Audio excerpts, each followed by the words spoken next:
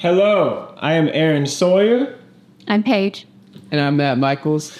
And we are a part of the Refreshed team. And I wanted to get Paige and Matt here to ask them some very important questions. I know Paige is doing amazing work, so I want to give her the floor to share her experiences, her challenges, and her come up. And so without further ado, I'll let y'all introduce yourselves. Yeah, so you already know me. I'm Matt, but Paige, introduce yourself. I'm Paige. I started working with Matt recently, but have just gone on a huge journey of just going on my own detox journey process and being a single mom, kind of transitioning out of this lifestyle of what I knew growing up in the 80s and the way food was to now just, eating this clean lifestyle and all the things that come with that. And so, yeah. So what you said, so like the programming of the 80s, what was the programming of the 80s like?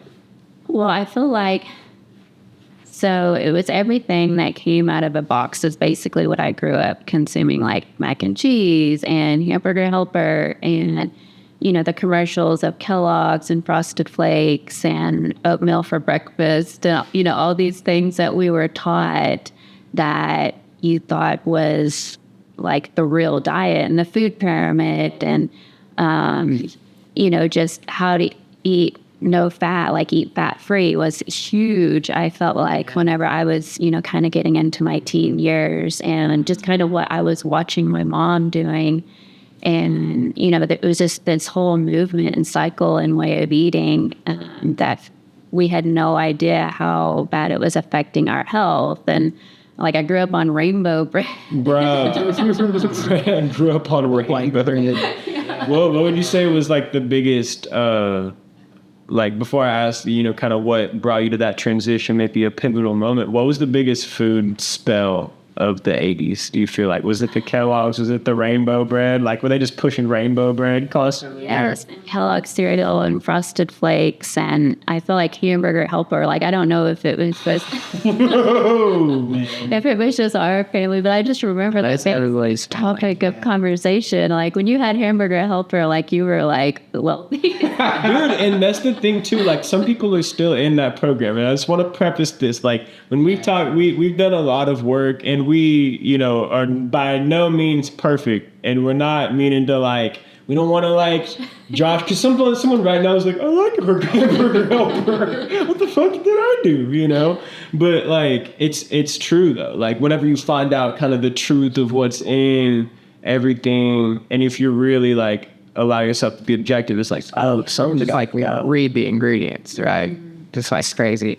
I think the biggest spell back then was the fat-free. They made fat evil. They're like, don't eat fat, eat this plastic margarine. Right? It's like, eat this fake processed bullshit instead of real butter. It's pretty interesting. That makes sense. If I eat fat, I'll get fat.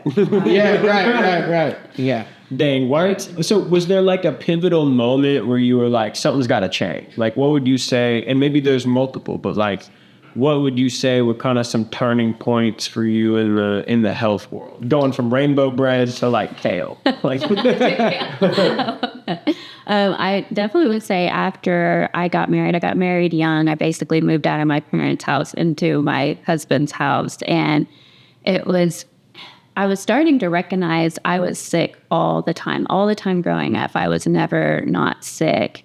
And after I got married, I'm, trying to figure out how to shop and how to cook and, do live. And so I'm calling my mom, Mom, what bread did we use? And she's like, rainbow bread, and I'm just like, okay. But I'm recognizing that people aren't as sick as I am all the time. And I started getting into essential oils, and they kind of started teaching me about toxins in food. And just starting to recognize that my body wasn't feeling good. And I had a lot of depression and a lot of hormone imbalances. And just that whole starting to shift my mindset and starting to look at the back of the label and starting to do this research and recognizing oh my God, I had no idea all the processed crap that's in this food. It's not even real. And I I just grew up on all the canned, like I didn't eat a real vegetable. Like everything was out of a can. And I thought that was real. And so it was just like, kind of stepping outside of that and starting to like buy my own food and recognizing like, this kid didn't come out of a garden. I was just so unaware. It come from the garden. Canned corn tree. It's not the plant I wanted. It came from a plant. Now, like, okay, just quick side, and that's beautiful too, because like sometimes it takes being sick like consistently. What? Because your immune system constantly trying to flush out the rainbow bread, and it started saying like, I give up. Yeah. And quick side note though, what is your favorite essential oil go? Probably lavender. I wear it all the time. I'm a lavender guy myself. Not gonna lie. Matt, what about you? Favorite essential oil? I like this one called Clarity. Clarity. Yeah. Okay. It really wakes the brain up, gives you that focus. Nice. Well, if it's homemade, I hope I get a sample. It's a Young Living made, YL. All right. See, and that is where we edit. That's until they pay us. No, I'm just kidding. Wouldn't do that. We're going straight out the home.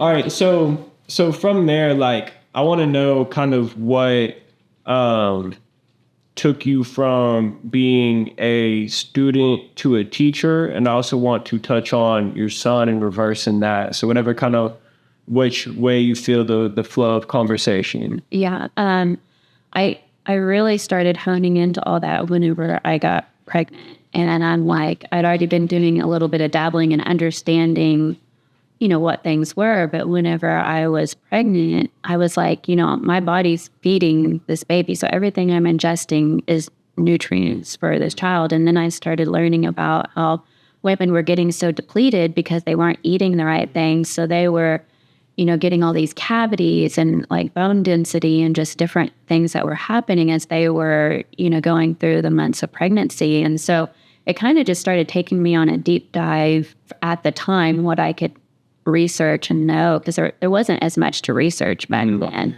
And so I just started drinking these green drinks that had like tons of like different vegetables and herbs, and I was just adding that in and then trying to eat organic meat. But back then, that's all I really knew to do. I didn't know much outside of that. And I think I was even doing like soy protein because I didn't know. But that's all I was just what I could learn at the time. I was trying to do to structure my body to be better for my son. Okay. So like you're saying that being pregnant sort of, and this is what I feel like is huge, is like that oh shit moment of, oh, I'm pregnant. Like now all of a sudden your vessel becomes, there's another vessel you got to take care of. So it makes you really reconsider what you're putting into your body. Exactly. And I think although like the access to information, like you said, wasn't as like expansive. It wasn't, you could just flip to a YouTube channel here, there, or maybe it's just brewing up, but it wasn't really like, now it's trendy. But I think that's a pivotal part of your story, is like that it might not have been always accurate or correct, but you became a seeker. And so tell me how that journey sort of evolved. I think it was always kind of in me, just my personality type. I've always been this overcomer. Like when I'm sick, I'm always searching for ways to get better, faster, sooner, because I hate being down. And so I think, that kind of drive in me. And then even when I was in grade school, I was telling my girlfriends how to eat healthy in the cafeteria line. I'm like, no, don't get the donuts, like get the salad. And, it's kind of always been a part of me to want to teach and want to explore that. And so I think that passion has always been there. And then as technology's caught up, like there's just so much more vast ways to learn and explore and then hear from other people. Because back then it was like, just phone call or dial up email, that you could communicate. And now that, you have this plethora of online statuses that you can learn from so many people and educate yourself. And so I think as everything evolved, like so did I.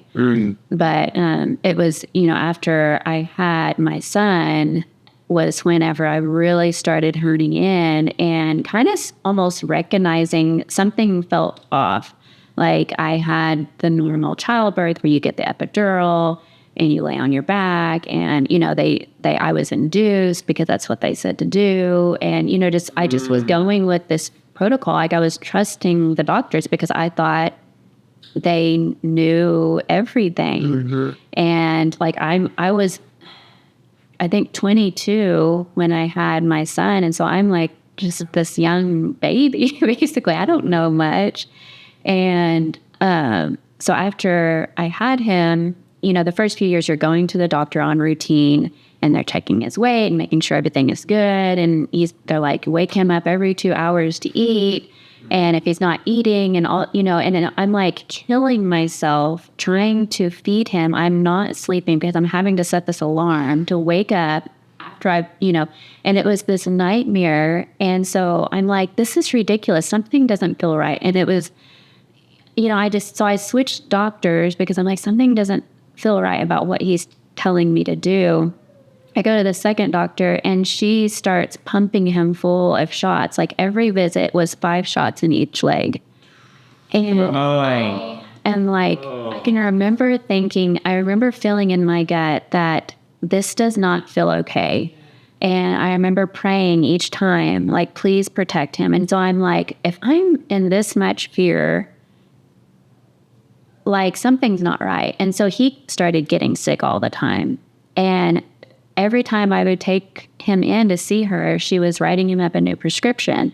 And then all of a sudden, she wanted to put tubes in his ears. And that was me like, whoa, okay, something is not right. Like, you're not putting tubes in my child's ear after he's had, like he just has a cold.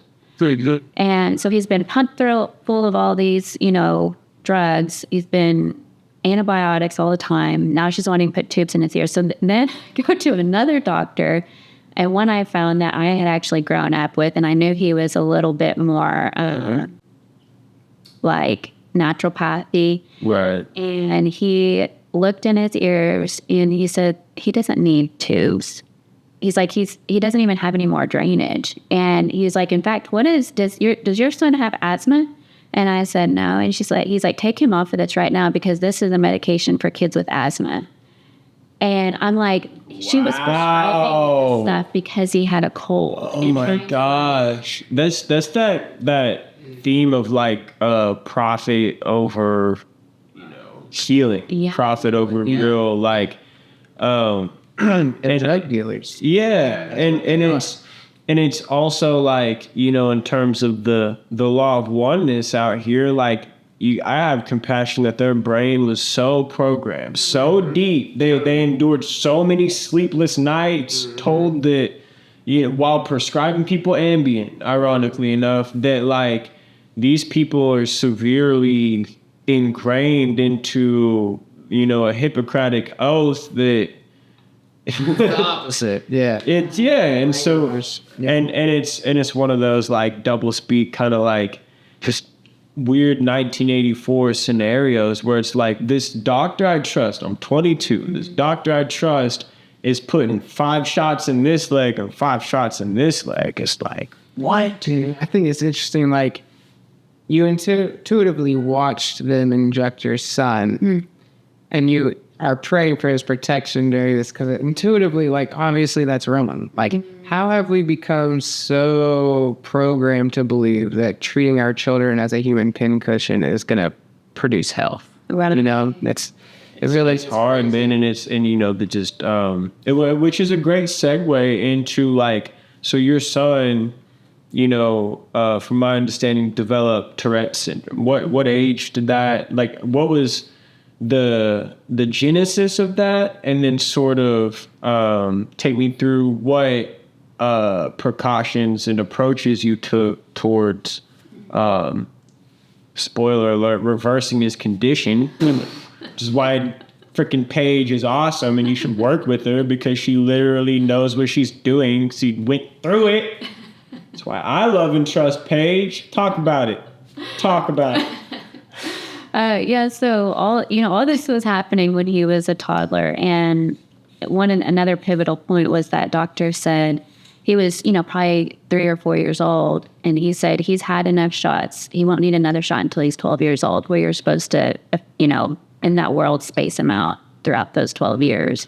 Like, he got all of those when he was 3 or 4.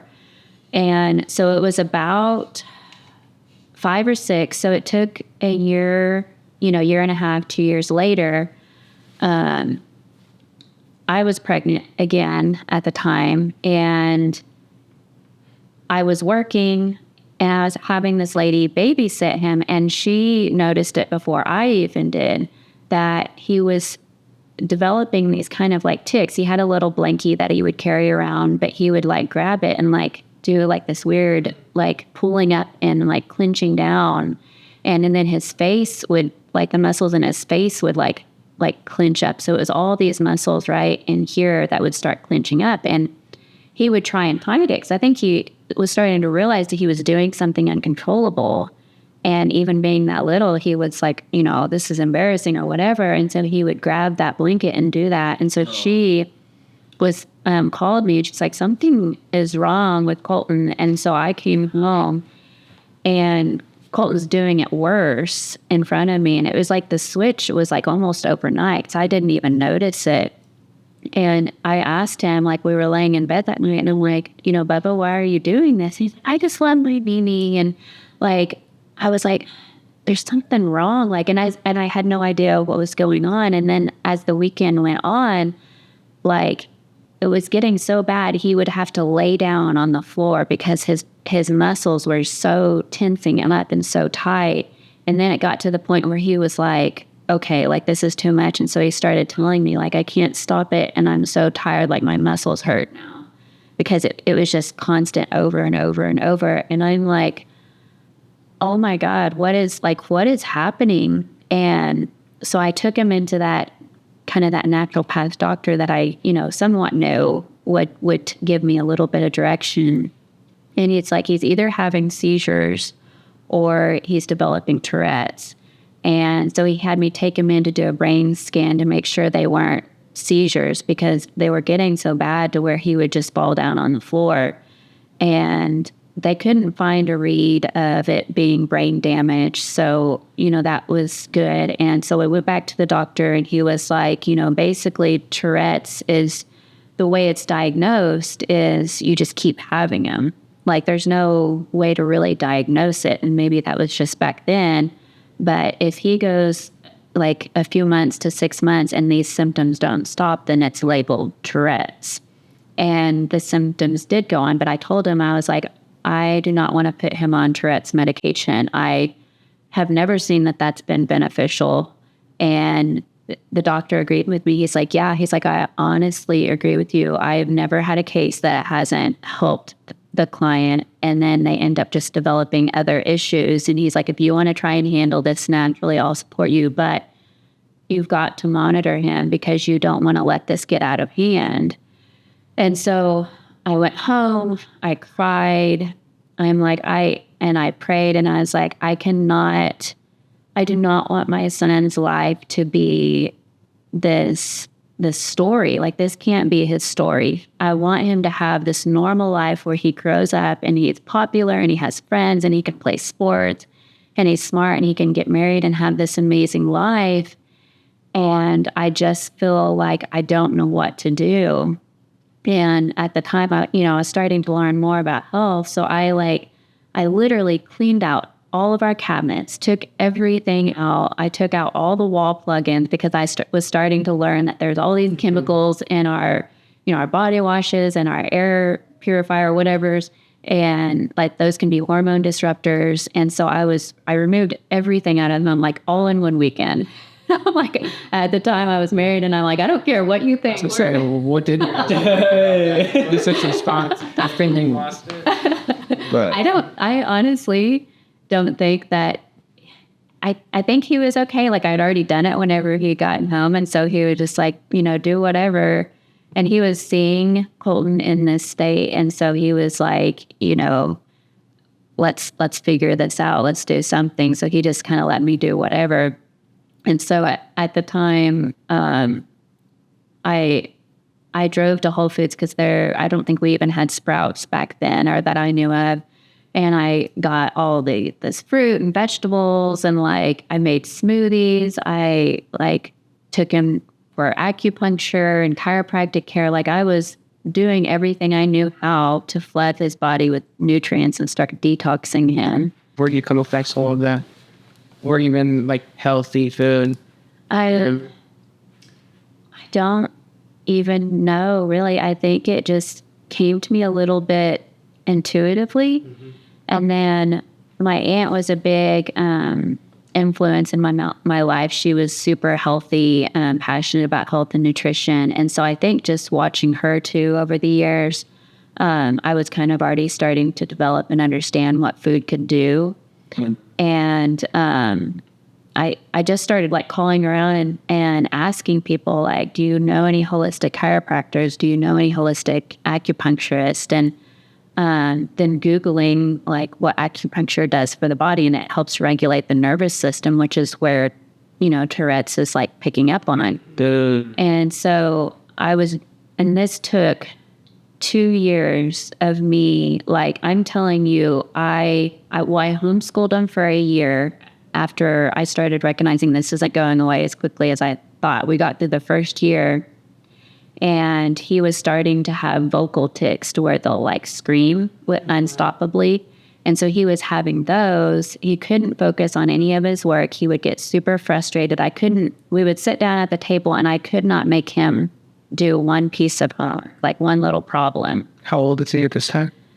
He was 7 or 8 because I had just had his sister. And so, like, I have a newborn. And again, I'm not sleeping.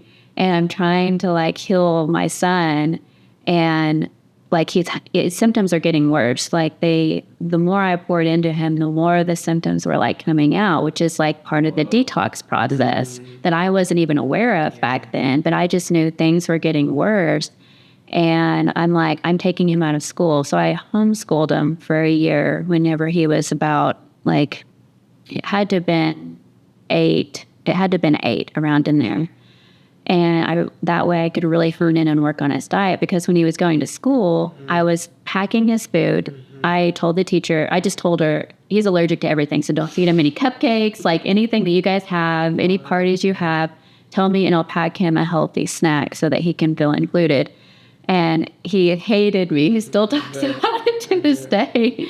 But that's that mother's will, though, bro. That's Big Mama in the building. You're like 30 this time. You're like, yeah, I've been through, like, it really seems like a hero's journey that you're going through. And this is the 7-layer dungeon. You're just swinging at dragons, bro. Yeah. And I mean, even going, like, I would let him go over to his grandparents and stay the night. But I would literally take his hand soap. I had to switch out the hand soap from the bathroom. I would take all their wall plug-ins out and tell them, do not light any candles. Like, you're not allowed to feed them anything. You feed them what I pack. Like, I mean, it was like this whole religious thing that we went through. And then it was at the end of that 2 years where I finally started seeing the symptoms go down to where it was just like constant, like over and over and over. It would be like, he would get a few hours break. And then it was like every other day. And then it was like, then he'd have a flare up once a week. And then it went to like once a month. And then it went to where I wasn't seeing him, but my mom would be like, he did have a flare up. I don't even know what they would call that. When he was at our house this weekend, but it was like, oh, I hadn't seen one. And, so they were starting to break up and get, less and less, that I was like, okay, we're on the right track. And then like I put him back into school, and was just following that same diet protocol. And then it got to be where we went a full year and didn't have a symptom, and like haven't had one since, like not anything. And now he is such a different kid, because back then he was more hyperactive. I couldn't calm him down. he was a very hyperactive kid to now he is very mellow and chill and like has really great conversations and can look you in the eye. And I've never had to monitor with him with his homework again. Like he gets it done and like understands. And it's just seeing that kid. And now that I've completely detoxed his body and seeing, it's like he's a whole different kid. Yeah, that's really cool. How old is he now? Almost 16. At the end of this month, he'll be 16. Oh, Yeah. So it's like, I mean, there's a few things that, I mean, first off, that's like the power of a mother that cares and will do anything and like didn't just take no for an answer. And maybe there's, you know, like another thing was the fact that you said it took 2 whole years to get all of the symptoms out of the body. So it got worse first. And just flared up, and before you know it, his throat's contracting, and he's, you know, like. So what kept you motivated and inspired to continue down that path, even though it looked like it was going the wrong direction? Great question. Honestly, it felt like intuition because, like, had I known everything that you've taught me and what the body does as it's going through the detox process and how, you know, you're stirring all that stuff, I didn't know any of that right then. I just felt like this deep mother's intuition, like I have to stay on this course. Like I cannot veer off of this. And I don't care how upset my son gets at me because he can't, you know, he's not getting to live the life everybody else gets to live. Like I just knew deep inside that what I was doing was going to help him in the future. And because, yeah, I mean, there still wasn't as much technology as there was today to really research and hone into this stuff like I could now. And so it was literally that. And then, you know, I had the guidance I'd found a really great chiropractor who was holistic and an acupuncturist. So they were helping me through the process and what his nervous system was doing. But they never explained detox the way you have. And so that it's kind of like that piece that I didn't have back then that it's now like, oh, I get it. Yeah, that's huge. And do you think intuitively that all of the childhood injections were... Yeah. Oh, yeah. I think that's what started it all. Like the way I felt in those moments whenever he was getting those shots, it was like my body was screaming, this is not okay. But I had my mind telling me, but, you know... It's the doctor. The doctor. Yeah, and the experts. And it just makes sense, the timing of, like, after all those things, he was getting sick all the time to, you know, then all of a sudden after that, here he's having these symptoms.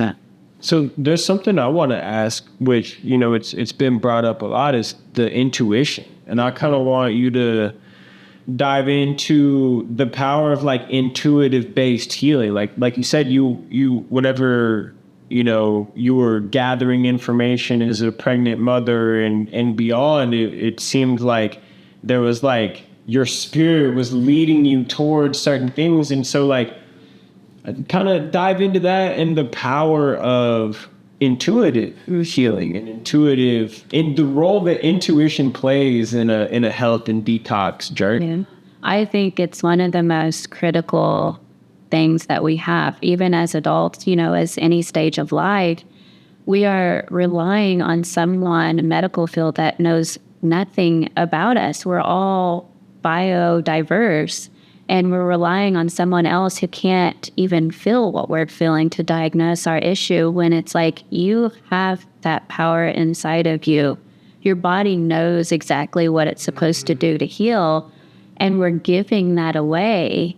And it's like, and then, you know, for my son, like he was in me, like he's a part of me. And that bond that you create whenever you're pregnant and you're going through each stage and month after month to like having them and holding them, you know, on your chest and, you know, breastfeeding and all that stuff, like you're building this bond that is, you don't, you know, there's nothing else like it. And so that intuition, in my opinion, carries for your children. And so it's like that intuition I know is in me how to heal. It was like that same intuition of that's stronger than any medical degree out there. And then I had to trust that. My intuition is stronger than any medical degree out there. You should be a rapper, Paige. Are there any kind of final statements? I really think this is a beautiful interview. I'm very happy for people to see this because it's super cool. Kind of that journey from, okay, I knew as a 7-year-old I was telling people to eat healthy, right? Like I knew I was pointing toward the green beans because my Paige incarnated as a healer, and so she's like, you need to do healthy things, and then you get tricked into rainbow bread. It happens. But then that hero's journey, that diving into the pit of hell, and I can't even imagine in my mind the hours and hours of hearing your son, the being that you love the most on this planet, screaming uncontrollably because a doctor put 5 vitamin K shots in each leg. Let's keep it a buck. We keep it a. This is why it's on the website. I'm an editor, dude. Look at the YouTube version now. Look at the website version now, dude. But I want to ask you any closing statements, any messages you want to give to maybe there's a woman with a son with Tourette's watching this right now. Like maybe someone's just now starting their journey. I would love to kind of open the floor for you to give kind of just go off, Paige. I love it.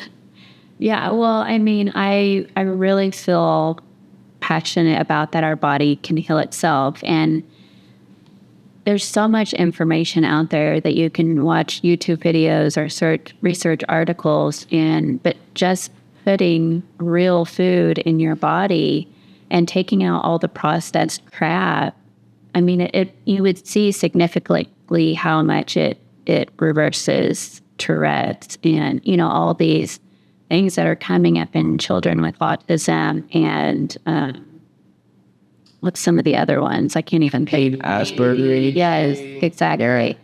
Like all those things. And I know the feeling and how devastating it is when your children is in that position and you feel like you're doing everything you can and you're leaning on these doctors to give you advice.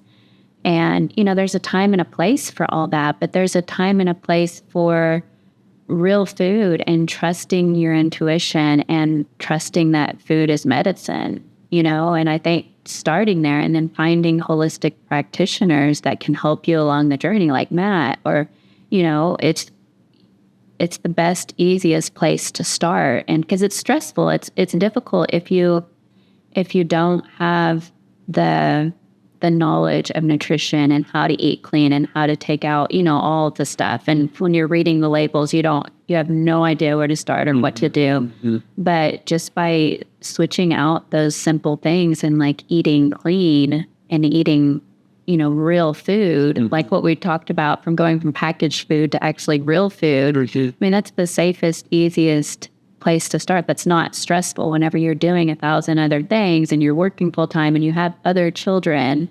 It can feel overwhelming. Right. It's your baby. So that's amazing. And I really okay. So let me ask you this: people that might be interested in working with you personally, what can they expect? I'm sure there's a range of things that, like you said, everybody's biodiverse, and it seems you really are attentive to that. And I almost teared up when you're talking about the love you had for your son. So I imagine you love your clients very much too, and want to see them heal and out of that love. And I would just love to ask, people that are thinking about, okay, I call Paige, I book a session, what can I expect? Basically, there's a lot of just understanding their back history, kind of like me, how we got to understand, where I came from. I'm asking a lot of those questions. I'm having them track their food just so I understand what they're ingesting and going over and helping them understand, okay, eating this way is actually causing your blood sugar to spike, which is throwing you into these, emotional cravings and hormones to be in balance, all those different things were, kind of dissecting and just helping them build this platform of underlining this is what clean food looks like and how to eat. And then moving into deeper protocols that Mint offers where, it's enemas and just cleaning out all the major organs and pipes and, starting to flush everything out. Dude, if you need an herbal mom that loves you, bro, I would highly recommend. Like, I can just feel it's that same motherly willpower that reversed your son's condition because you stayed in the fire with him. And so it really seems like that's something that is special that you're able to provide, is like, I'll stay in the fire with you because I know I've been through that pressure and I can hold the space now. So I love it, man. I love it, dude. Refreshed team.